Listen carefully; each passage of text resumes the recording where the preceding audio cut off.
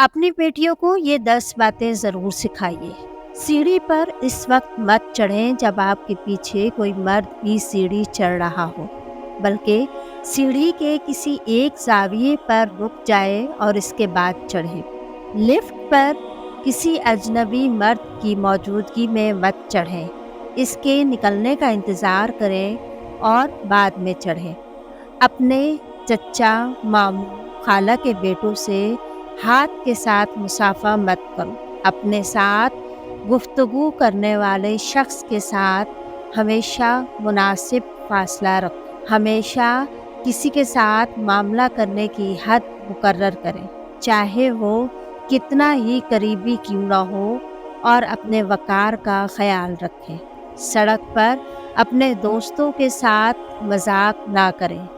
सड़क के आदाब का ख्याल रखें।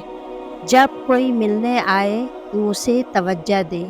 बड़े के एहतराम में खड़ी हो जाए और थके मांदे और बूढ़े को बैठने के लिए कुर्सी दे।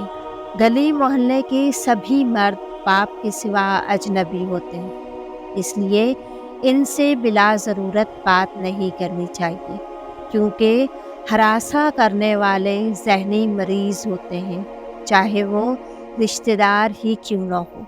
जब आप ज़मीन से कोई चीज़ उठाने के लिए नीचे झुकें या किसी दुकान, बाज़ार या अवामी जगह पर कोई चीज़ देखें तो रुकू की हालत में मत झुकें। कोशिश करें बैठकर चीज़ देखें, फिर खड़े हो जाएं, ताकि आपका पर्दा यानी सत्र या जिस्म के पीछे से बेनकाब ना हो।